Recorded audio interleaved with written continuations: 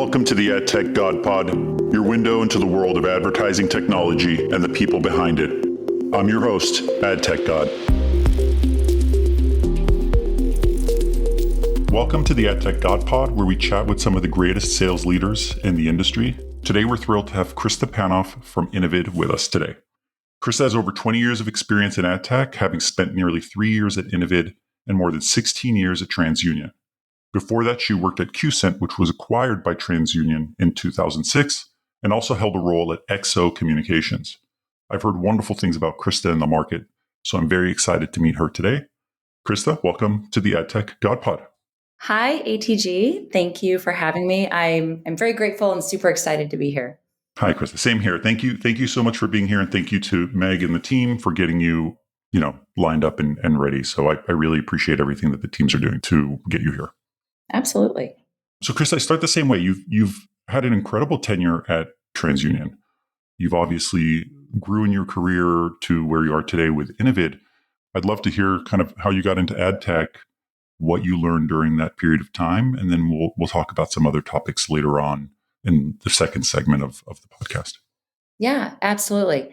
So if it's okay, I'm going to go way back for a moment because I think it's always helpful for those starting out in the industry to, hear stories of people that didn't have a straight line into this industry. And I think mine was particularly a little curvy.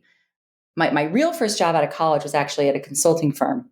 And I was hired by one of my economics professors. And you think that's kind of what you're supposed to do, right? Go to college, you get this consulting job. But I was 22 and living a very boring life. And I just thought, I'm young, I want to do something more exciting. And I got a job at a snowboard company. And I spent a number of years there traveling the world, working with our snowboard team, working on the mountain during demo days. I was poor as dirt. I had no money, but was having an amazing time. And then it was like, okay, maybe I should go back and get a real job. Honestly, answered an ad in the classifieds in the newspaper. Hints at my age a bit there. For a marketing intern or marketing coordinator position at a telecommunications company. And that's how I ended up at XO. And from there, I kind of grew in my skills, grew from a coordinator to working in sales, followed my boss from there to QCent.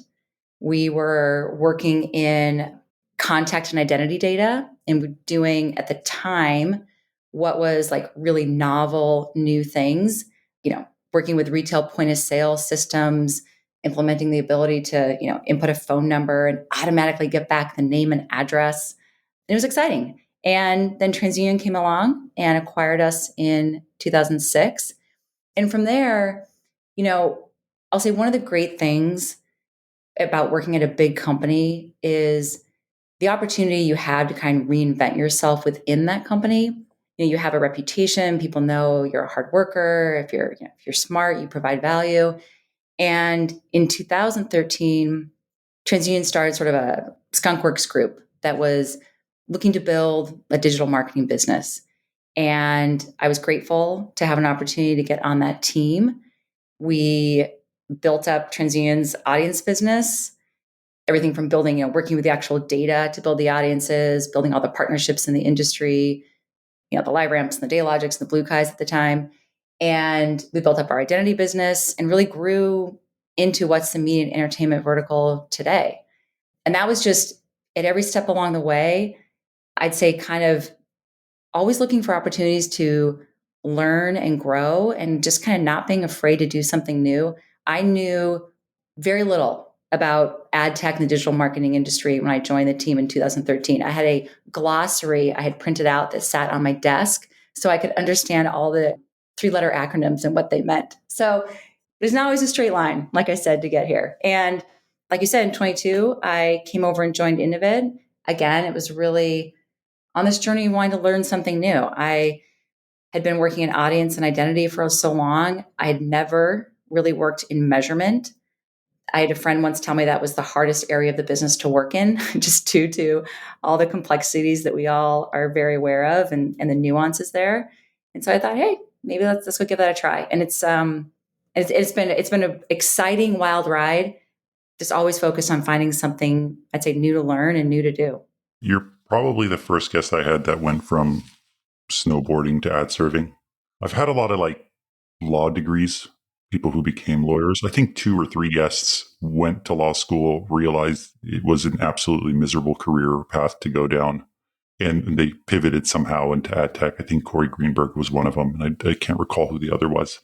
How do you feel, having been at TransUnion for so long and getting used to the environment and the people and the culture and just the way they do business and the way they do business internally and externally?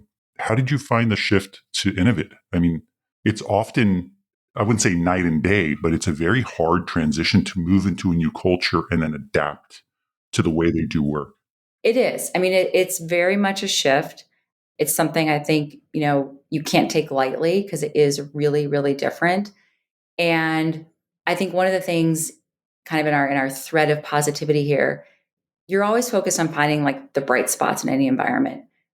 Big companies are great in that they have a ton of assets, a ton of resources. They also can be incredibly complex and move slowly. You go to a smaller company like an Innovid, less resources, but greater ability to move fast. And so there's always trade-offs. And I think it's just recognizing the value in what you do have at your disposal and making the most of that. But it was a transition for sure. Much less structure, I'd say much more ambiguity and openness to kind of figuring out what I want to make my role, what I want to make my team into, and areas that we could provide value. And that can be kind of both scary and really Right. exciting. Yeah, I worked at a big company, and I can agree. I think the resources that are there are sometimes like really great. You're like, this is incredible. Just the benefits and the resources and the teams and unfortunate 17 ticket systems that you need to go through.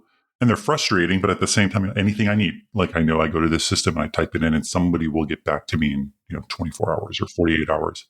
And then now it's like a 3-man crew.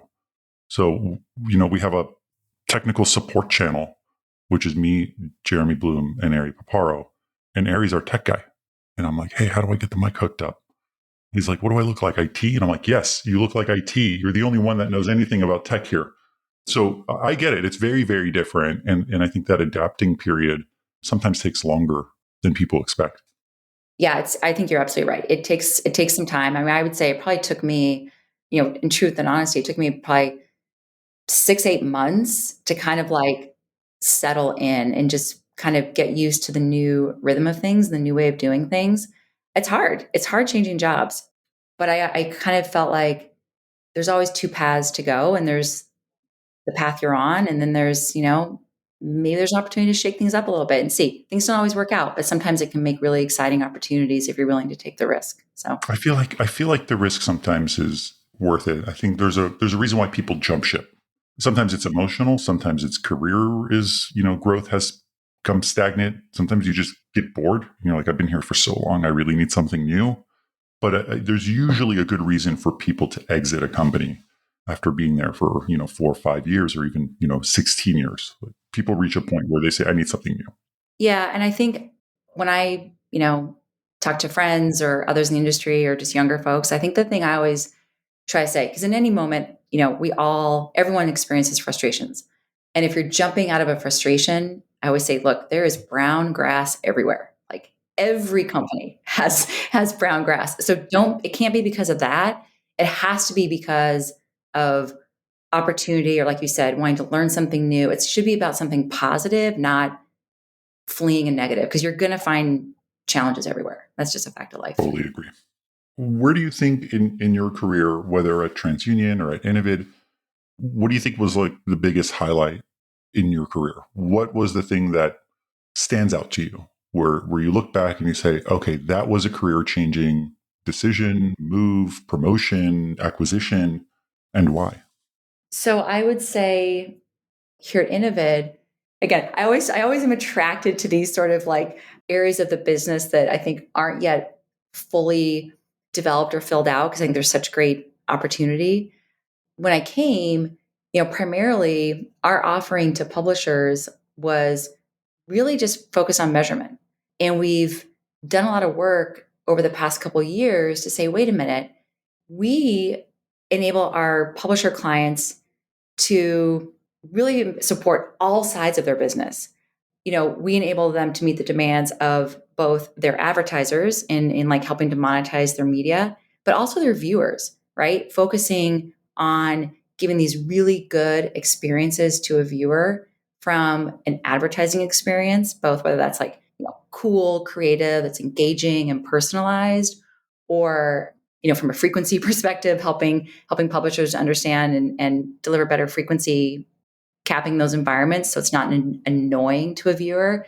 I think just broadening the lens of the ways in which the Innovid platform end to end can be kind of just so much more has been also a really exciting thing here to work on.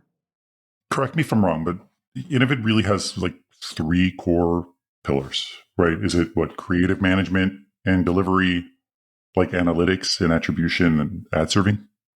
Yeah, I'd say it's, ad delivery, personalization, measurement, and optimization. Kind of out of order, but Yeah, you the got it. three Yeah. main products are there. How do you guys see? And I both love and hate this question because it's such a big buzzword in the industry. How do you guys see AI playing a role, or how do you see AI playing a role? Is that something that you're focused on moving into the fourth quarter or 2025? Yeah. Oh, absolutely. No, we are leveraging, and I'm sure we'll be leveraging AI more, very much so on the creative side of things. The ability to use AI for generation of actual creative, whether that can be like, and we've done like demos of this where, you can speak into AI about, an image you want to create with certain colors, certain aspects of it, certain kinds of images, and get that instantly created, or using it for basically dynamic versions of something, immediately creating a bunch of dynamic versions, different languages, different backgrounds, all of that instantly is incredibly powerful, like efficiency play to the business. So right now, I think the primary use is in creative generation, I would say. And you always have, you've got people involved to bring the intelligence to that, but absolutely, yes. Do you feel that since you guys are more like cross-platform, obviously with the CTV focus, and that's a big piece of your business, but do you see signal loss playing a part in how you'll change operations or how your product offering will change in the next year? I think it's just more about it's putting more emphasis on the need to have the ability to, and I know this word is overused, but to be interoperable in the signals that you work with. We have, implementations that, use IP today. Then we have publishers who don't, they want to obfuscate IP, or you've got VPN issues that are taking away the uniqueness of the IP. So then you go to a secondary IP, could be a pub ID, could be something else. I think it's just adapting to the changing environment means you've got to be able to understand how the various interoperable IDs work together. And that really comes back to kind of a graph at the center of things that will allow you to resolve across everything. So is it changing it? Yeah, because we're not all working off of just cookies and just IPs now. There's other IDs in there, but it's just adapting to that and making sure you've got the technology at the core of the platform to do that accurately. What do you think, or what do you feel is the most bullish part of the industry moving into the next, 12 to 18 months? Is there any particular part of the industry where you feel like, okay, this has some serious tailwinds and we should get on board and focus on this? So, I think I'll say a couple things. Myself and my team, our primary clients we work with are the large publishers, networks, streamers, all that. And I think there is a big push right now in really like this push of ad managers, that everyone's focusing on. I think, CTV is like open for all.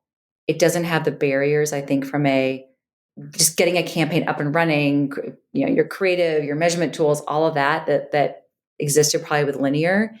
And through these ad management systems, there's a long tail set of advertisers that now have access to advertise on television.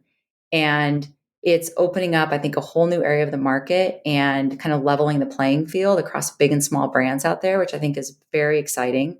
It's kind of a similar to what I think we all saw happen in social, right? And the social way that brands interact with a social platform, for setting up a campaign, uploading assets. It's just kind of all self-serve. And I think we're going to see just more and more and more of that. And then again, within those tools, you can have AI create your creative and set up, turn on your measurement or your analytics data feed. I think that's a big push. I think the other thing that at Innovid we're very focused on ourselves is this opportunity right now where CTV is going through massive growth. It can get pretty messy right now with just the complexities of the ecosystem. And I think we see a real opportunity to focus on making sure that all parties, all of us are working together to make CTV as efficient as possible and the best experience as possible for viewers, for advertisers, for publishers, for everybody. That's really what like our Harmony initiative that we're working on is all about. It's all about bringing efficiencies and optimization to the industry, just so that we all have the ability to grow without kind of facing some of the challenges that we all experienced in the rise of digital with the walled gardens and waste and lack of transparency and error prone and really messy workflows. So yeah. It's pretty crazy because you touch up on what I feel are like the two main, I guess, categories we should focus on. We have the advertisers, right? Because we need to keep them happy so they keep spending. Hopefully they're happy with that spend so they spend more the next year. And then, you have the end user. And there's just so much change happening across both those ends. Like, users are changing the way they're streaming. It seems to be like the rise of the rebundling again. I think Spectrum just announced this probably a couple weeks out. They just announced, hey, we're rebundling more streaming products. And it's pretty incredible because 4 years ago, it was like, oh, we don't want cable anymore. We're done with bundling. I sign up for Netflix and Hulu and I'm done. And then I stream some other apps that are, smaller or some fast channels. And then you were done. And now it's right back to bundling again. Sign up for your internet, get a phone line, get a mobile phone, and here's your 5 TV channels you get to watch that are streaming. It's so interesting. I was actually having a conversation this week. And, for so long, the story has been about the incremental reach of CTV over linear. And in this conversation, we were actually talking about, there actually is now like this opportunity of, okay, well, understanding the incremental reach within addressable linear over CTV. Like the ecosystem, when you kind of look at it all together, and how do we help guide and advise advertisers as to, where the audience is. And the audiences can be anywhere. And I just think it's your point of like the pendulum has swung one way and then we kind of come back full circle. It's really intriguing. What's also bizarre because I only stream. So for me, I stream only. There's a few of my favorites. Netflix is like a must-have. Disney is a must-have. I'm a user of Tubi. That's great too. And Prime, because Prime's free because I get it with my Prime account. So for me, I'm like, okay, that gets 99% of the channels. Paramount's cool because I like a couple shows and I'm done. So I'm 100% stream. What I'm finding is that people are combos. And that to me was a little bit bizarre. Like you have cable, yet you stream also. But it seems to be a more common trend than I had ever assumed. So I think for me personally, I will say, I think a big driver of that, and this is a very evolving space, is live sports. So for me personally, like one of my biggest frustrations, I'm a huge college football fan. One of my favorite shows is College Game Day, Saturday mornings, which, in the Disney bundle, you don't get regular ESPN. It's ESPN Plus. College Game Days on ESPN. I don't have cable either. So without paying another subscription, I can't watch my favorite show with the streaming accounts that I have. Yeah. That's a problem. Yes. So like that's the thing. That's a problem. There's still so much content that's missing. And was it I think it was the NFL that just signed who their distribution rights are with. And I think I posted something about where you can stream your favorite games. And it was a disaster. It's all over. Yeah. Like you would need to sign up for 3 different services to watch all the games rather than just one and say, hey, here, take my $39 a month. You can have my money, but I want to go to one channel and watch everything I want to watch related to the sport. And now it's you got to sign up for 3 different services and know which game is on what service. So we still have some, user experience challenges. Yeah, I agree. I mean, I think, it will get there. I think there's a lot of great things happening, and it's great to see so much live sports moving to streaming. We're not there yet. I think there's going to be a lot more movement in the coming future. But I do look forward to that day where I can, I know where I can get access to all of the sports that I want to watch with ideally a handful of services. What do you think is something that most ad tech people or people in the industry disagree on? It doesn't have to be super controversial. It can if you want it to be. But, I feel like we often bicker amongst each other.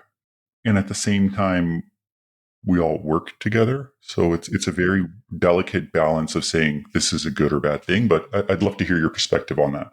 Well, I mean, right now, there's a lot of debate going on the outcome of the Google trial. I think that's one you hear a lot of different That's a hot topic. I'm skeptical they're actually going to break them up. Yeah. I don't know. I've been pretty close to it because we've been doing reporting on it. And I don't know. I know I've worked with Google in the past.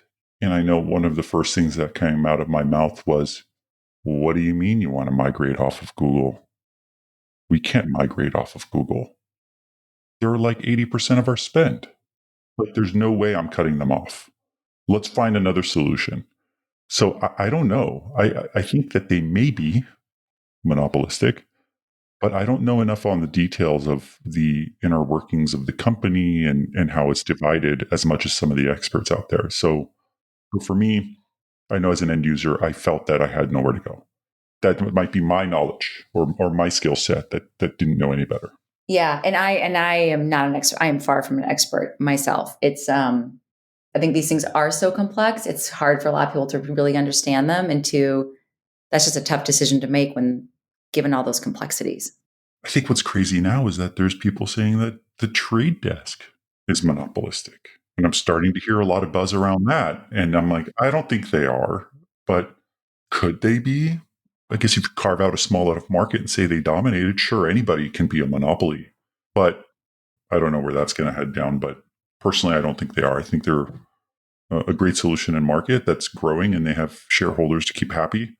But I don't think that they're anywhere near what Google was.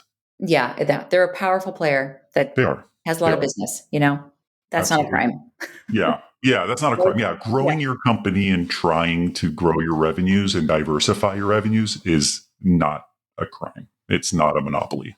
We all want that for ourselves and our companies. If there was one thing that you could leave my audience with regarding the industry or career growth or Innovid, what would it be? Oh, I would say just in like either kind of career growth industry, I really would say that we work in a complex industry, but it is a really fun industry to be a part of.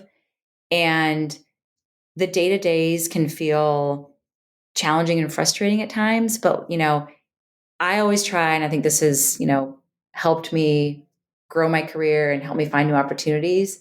Again, focusing on the opportunity. There's 2 sides of every coin. Like there's frustration and there's opportunity. So complexity is just part of our lives, and stick with it. Stick with what you're doing, because you keep working through the hard stuff, the good stuff comes. From an Innovid perspective, I mean, I'm super excited. I'm super excited about like the place we're at right now.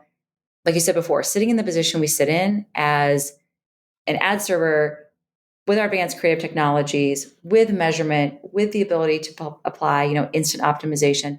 It's really a powerful platform, and it allows us to have really exciting conversations with brands, agencies, and publishers. And I kind of love the fact that we work on all sides of the business. We don't have one customer profile. We have many customer profiles, and that just makes the day and the work and the job really exciting. Awesome. I love to hear it. Krista, thank you so much for being here today. And thank you for coming on and, allocating some time for this. Thank you for having me. Really, this was fun. Same here. Thank you so much. Thanks for tuning in to another episode of the AdTechGod Pod. a podcast for the people, about the people that make AdTech great.